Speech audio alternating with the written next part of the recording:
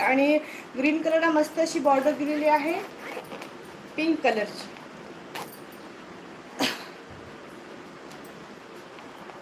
तरी साडी म्हणजे कोणती हो मला नाही माहिती हो प्राचीताई. पदर दाखवायचं का असं म्हणताय का? साडीचा पदर हे बघा मस्त असा हा पिंक कलर आहे.